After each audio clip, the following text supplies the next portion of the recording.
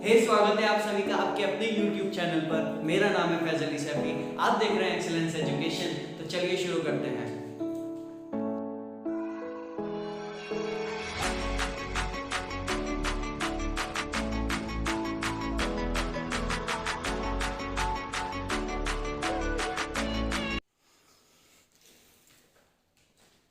Now today we are going to start revaluation account. Revaluation account.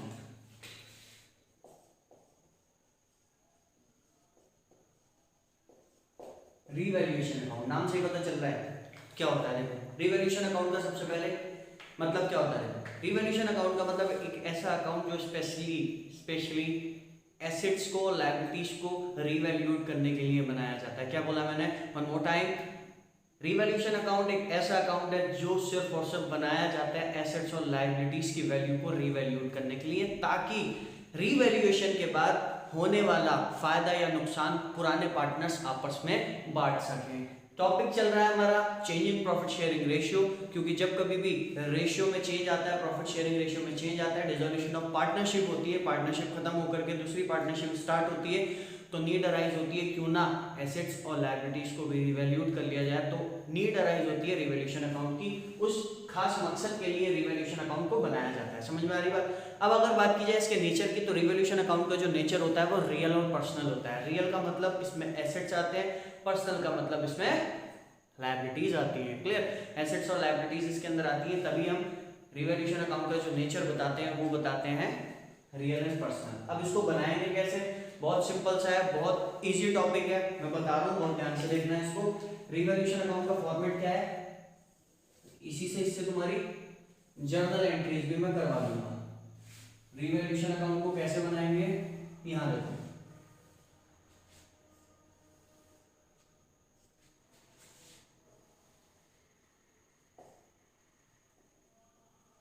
Particulars amount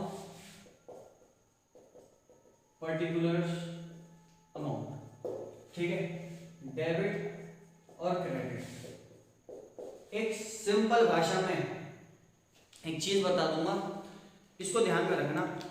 ये जो revaluation account की credit side है ना, जितने भी फायदे होंगे, जितने भी गेन होंगे, वो सब किधर आएंगे, क्रेडिट साइड में।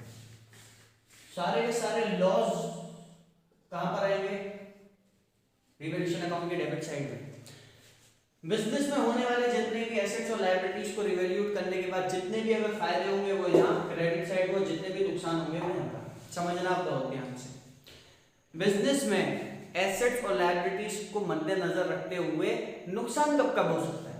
देखो नुकसान कब होगा, एसेट्स का मतलब पता है, एसेट्स का मतलब property of the business. Liability का मतलब पता है, लायबिलिटी का मतलब बिजनेस के ऊपर जो देनदारी होती है, बिजनेस ने जो उधार ले रखा होता है, कर्जा ले रखा होता है बाहर वालों से, वो लायबिलिटीज है। क्लियर, मान करके चलते हैं मेरे पास एक कार थी, या फिर एक मान करके चलते हैं एक मशीन थी। मशीन क्या है, मेरी एक एसेट है। उस मशीन की कीमत आज से 5 साल पहले थी 10 लाख रुपए। ठीक, आज से 5 साल पहले उस मशीन की कीमत कितनी थी, 10 लाख रुपए।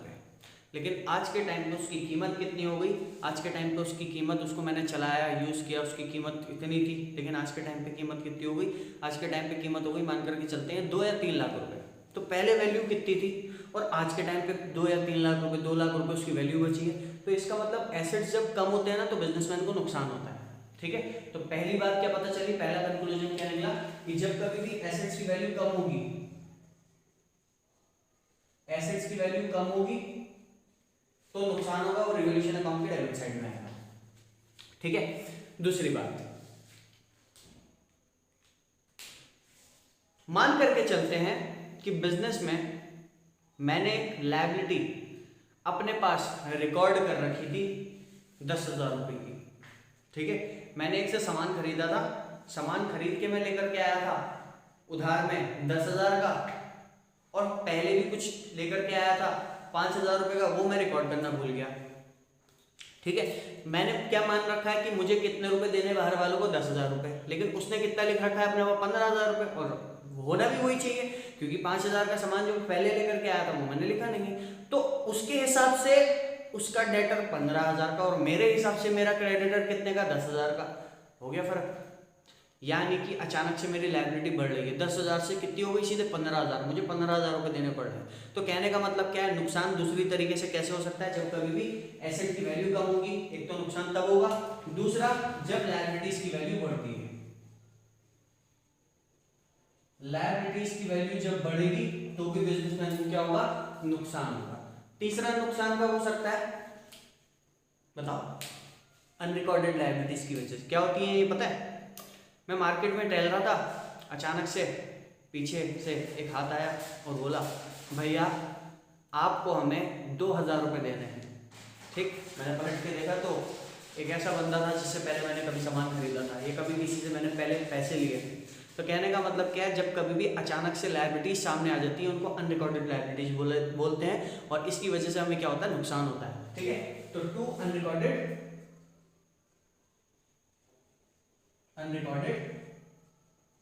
लायबिलिटीज समझ में आ गई मेरी बात। तो जब कभी भी एसेट्स कम होंगे या लायबिलिटी बढ़ेगी तो कहां पर, debit side of revaluation account, और अनरिकॉर्डेड लायबिलिटीज अगर आपके सामने आएंगी तो उनको भी कहां लेंगे हम, debit side of revaluation account. On the other hand when we are talking about credit side of revaluation account, तो क्रेडिट साइड में क्या आएगा, इसकी सब जस्ट अपोजिट चीजें, क्योंकि यहाँ पर फायदे आते हैं, और फायदे कब कब हो सकते हैं बिजनेस को, जब बाय एसेट्स, एसेट्स की वैल्यू बढ़े, एसेट्स की वैल्यू बढ़ेगी तो बिजनेसमैन को फायदा होगा, वो आएगा। लायबिलिटीज की वैल्यू बढ़ती है तो नुकसान होता है, कम होगी तो फायदा, यानी कि बाय लायबिलिटीज, लायबिलिटीज की वैल्यू क्या हो रही है हमारी, कम, तो फायदा होगा। और साथ ही साथ अनरिकॉर्डेड लायबिलिटीज, अचानक से देनदारी सामने आ गई तो नुकसान हुआ था, अचानक से एसेट सामने आ गया तो फायदा होगा। कहने का मतलब क्या है, बिजनेस का कबर्ड था, उसकी ड्रॉ खोली, उसमें 10,000 रुपये पड़े हुए थे, अचानक से कैश सामने आ गया, फायदा हो गया। तो कहने का मतलब क्या है, अनरिकॉर्डेड लायबिलिटी की वजह से नुकसान होता है, अनरिकॉर्डेड एसेट्स की वजह से क्या होगा मुझे, by unrecorded assets, unrecorded assets की वजह से मुझे क्या होगा, फायदा होगा। क्लियर, फिर क्या करेंगे, फिर साइड्स को कंपेयर करेंगे, क्योंकि अकाउंट में डेबिट क्रेडिट के इक्वल होता है। मैं डेबिट साइड को क्रेडिट साइड के इक्वल करूंगा, मान करके चलते हैं यहाँ का टोटल आ रहा है 100 और यहाँ का टोटल आ रहा है 80, तो मुझे क्या करना पड़ेगा, बैलेंस करना पड़ेगा। जब ये 100 है तो ये भी 100 होना चाहिए, तो मुझे बैलेंस यहाँ पर लिखना पड़ेगा, 20 रुपये, ये मेरी बैलेंसिंग फिगर हो जाएगी। अगर यहाँ पर बैलेंसिंग फिगर आई तो उसको बोलेंगे to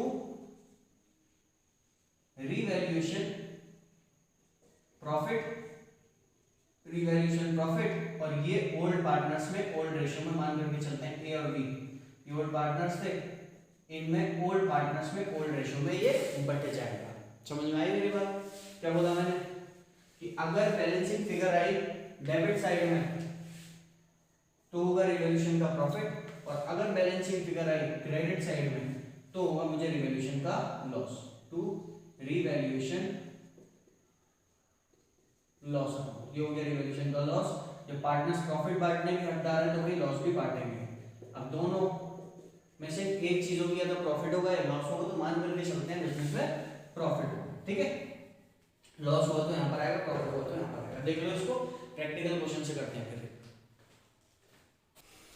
now we are going to start question number 58, page number 5.93, book T S. Grewal. क्या है क्वेश्चन में देखना बहुत ध्यान से, अपनी स्क्रीन पे देखिए। At the time of admission of C, assets and liabilities of A and B were revalued at a provision for doubtful debts 10% was created on debtors, 50,000 rupees के debtors हैं, creditor were written back by 5,000, building was appreciate, बढ़ रही है building की value 20% से, और building की book value कितनी थी, 2 लाख रुपए। एक इन्वेस्टमेंट थी जो अचानक से सामने आ गई जिसकी कीमत थी 15,000, प्रोविजन था 2,000 रुपए का आउटस्टैंडिंग बिल फॉर रिपेयर, यानी कि एक अचानक से लायबिलिटी राइज हो गई, क्योंकि आउटस्टैंडिंग खर्चे क्या होते हैं, लायबिलिटी होती है। फिर उसने बोल दिया अनरिकॉर्डेड लायबिलिटी आ गई है, क्रेडिटर आ गया, एक सप्लायर आ गया 3,000 रुपए का। फिर उसने बोल दिया पास necessary journal entries, journal entries बनानी है, जर्नल एंट्रीज तो बनानी है। चलो मैं तुम्हें इससे अकाउंट भी बनाना सिखा दूंगा और जर्नल एंट्रीज भी सिखा दूंगा। कैसे करेंगे बहुत ध्यान से सुनना। देखो मैंने तुम्हें बता रखा है जितने भी फायदे हैं वो सब क्रेडिट साइड में, जितने भी नुकसान है सब डेबिट साइड में। ठीक, फायदे कब कब होंगे, जब एसेट्स बढ़ेंगे और लायबिलिटीज कम होगी, तो कहाँ आएगा, क्रेडिट साइड। नुकसान कब होगा, जब एसेट की वैल्यू कम होगी और लायबिलिटीज की वैल्यू बढ़ेगी, तो हमें क्या होगा, नुकसान होगा। और नुकसान कब होगा, जब हमारे जो एसेट्स हैं, अनरिकॉर्डेड एसेट्स अचानक से सामने आ गए, उसकी एंट्री यहाँ होगी, फायदा हो गया। अनरिकॉर्डेड लायबिलिटीज है, उसकी एंट्री कहाँ पर होगी, क्रेडिट साइड, क्योंकि नुकसान हो गया। समझ में आ गई बात। अब क्या करना है, मैं क्वेश्चन को स्टार्ट कर रहा हूँ, बहुत ध्यान से सुनना। सबसे पहले उसने बोल दिया कि हमें डेटर्स 50,000 रुपए के दे रखे थे, उस पर प्रोविजन फॉर डाउटफुल डेट्स बनाना है 10%। देखो प्रोविजन क्या होती है, लायबिलिटी। लायबिलिटी जब बढ़ती है, नुकसान होता है, तो इस प्रोविजन फॉर डाउटफुल डेट्स की एंट्री कहाँ पर होने वाली है, debit side of revaluation account. तो यहाँ पर लिखेंगे टू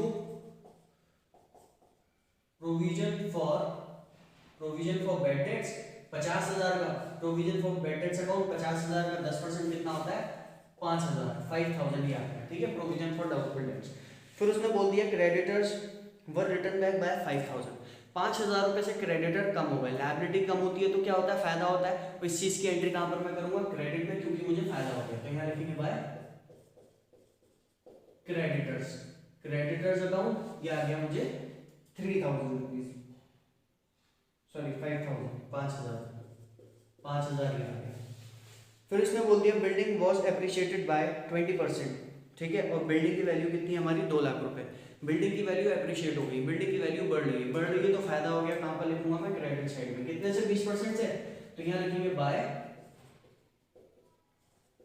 बिल्डिंग अकाउंट, और 2 लाख का 20% कितना होता है, 2 लाख का 20% हो गया आपके 40,000 रुपए। 2 लाख का 10% जब 20,000 होता है तो 40 कितना हो, 20% कितना हो गया, 10% जब 20,000 होता है तो 20% हो गया 40,000 रुपए, ठीक है। फिर उसके बाद बोल दिया उसने अनरिकॉर्डेड इन्वेस्टमेंट, एक अचानक से इन्वेस्टमेंट नजर आ गई जिसकी कीमत है 15,000 रुपए, फायदा हो गया। यहाँ लिखेंगे by unrecorded investment account. Unrecorded investment कितने की, 15,000 रुपीज की सामने आ गई, ये चीज भी क्लियर हो गई। फिर इसके बाद इसने बोल दिया प्रोविजन था 2,000 रुपए का outstanding bill repair, outstanding bill for repairs, एक लायबिलिटी अचानक से सामने फिर आ गई, ठीक। नुकसान हो गया तो कहाँ लिखूंगा, डेबिट में लिखूंगा, यहाँ लिखूंगा to outstanding bill for repair. एक अचानक से लायबिलिटी आ गई, आउटस्टैंडिंग खर्चा आ गया, कितने रुपए का, ये आ गया हमारा 2,000 रुपए, ठीक है, नुकसान हो गया, डेबिट में लिखा है। फिर इसके बाद क्वेश्चन में बोल दिया अनरिकॉर्डेड लायबिलिटी, एक अनरिकॉर्डेड लायबिलिटी और आ गई, सप्लायर, ठीक, इसको 3,000 रुपए देने पड़ रहे हैं, नुकसान हो गया, डेबिट में लिखेंगे, यहाँ लिखना टू अनरिकॉर्डेड लायबिलिटी, या फिर सप्लायर के नाम से भी लिख सकते हो। कितना आ जाएगा ये हमारा, ये आ जाएगा 3,000, ठीक है। अब प्रॉफिट आया है या लॉस ये देखते हैं क्वेश्चन में। यहाँ पे टोटल करेंगे, देखो 20 और 40 60,000, और यहाँ पे टोटल करेंगे, यहाँ पे टोटल बैठ रहा है हमारा सिर्फ 10,000 रुपए। तो भाई जब यहाँ का टोटल 60,000 है, यहाँ का 60,000 है, तो यहाँ का भी 60,000 होना चाहिए, लेकिन यहाँ का टोटल कितना आ रहा है, सिर्फ और सिर्फ 5 और 2 7, 7 और 3 10, तो इसका मतलब 50,000 रुपए की कमी है, 50,000 रुपए की कमी है, तो यहाँ लिख देंगे to revaluation profit account. Partners का नाम क्या था हमारा, एबीसी पार्टनर्स का नाम था। अब देखो क्वेश्चन में ये तो बता ही नहीं रखा है कि रेशियो क्या है, तो ओल्ड पार्टनर्स ओल्ड रेशियो में इसको बांट लेंगे भाई। जब रेशियो बता नहीं रखा होता है तो क्या मान करके चलते हैं, इक्वल, तो 50,000 का आधा आधा कर लेंगे, 1:1 में बांट लेंगे, ये आ जाएगा 25,000 और ये भी आ जाएगा 25,000 बांटने के बाद ये हमारा रिवॉल्यूशन का प्रॉफिट हो गया 50,000 रुपए। अब मैं तुम्हें बता रहा हूँ जर्नल एंट्रीज कैसे करोगे, बहुत ही आसान तरीका है, बहुत ही ज्यादा सिंपल तरीका है, बिल्कुल चक्कर में मत पड़ना, मैं बता रहा हूँ कैसे करोगे। देखो जर्नल एंट्री कैसे करेंगे, देखो डेबिट में आने वाले आइटम्स को तुम्हें क्रेडिट में पहुंचाना है। क्या बोला मैंने, डेबिट में आने वाले आइटम्स को क्रेडिट में पहुंचाना है और क्रेडिट में आने वाले आइटम्स को डेबिट में पहुंचाना है। जर्नल एंट्री बनाते टाइम क्या करना है, जैसे कि फॉर एग्जांपल मैं तुम्हें जर्नल एंट्री बना के बताऊं, प्रोविजन फॉर बैड डेट्स की जर्नल एंट्री बना के दिखाऊं। देखो ये कहां पर आ रहा है, डेबिट में, कहां पहुंचा दूंगा मैं इसको, क्रेडिट में, और हेडिंग कौन सी लेनी है, अकाउंट की, यानी कि डेबिट में आने वाली चीज क्रेडिट में आएगी और अपोजिट अकाउंट में आएगा रिवैल्यूएशन अकाउंट। समझ में आ गई बात, जैसे प्रोविजन फॉर बैड डेट्स दे रखा है, इसकी एंट्री क्या बनने वाली है, इसकी एंट्री बनेगी, ये करके दिखा दे रहा हूं, यहाँ पर करके दिखा रहा हूं, इसकी एंट्री क्या बनेगी, इसकी एंट्री बनेगी, ये डेबिट में आ रहा है, कहां पहुंचा दूंगा, क्रेडिट में, जाएगा रिवैल्यूएशन अकाउंट। तो एंट्री क्या बन जाएगी, revaluation account debit to provision for bad debts account. कितना है, 5000। चाहो तो कंपाउंड एंट्री भी बना सकते हो। Outstanding bill for repair, unrecorded liability, ये दोनों कहां पर आ रहे हैं, डेबिट में। कहां पहुंचा दूंगा मैं, क्रेडिट में। ठीक, और हेडिंग कौन सी ले लूंगा, अकाउंट की। तो एंट्री क्या बन जाएगी मेरी,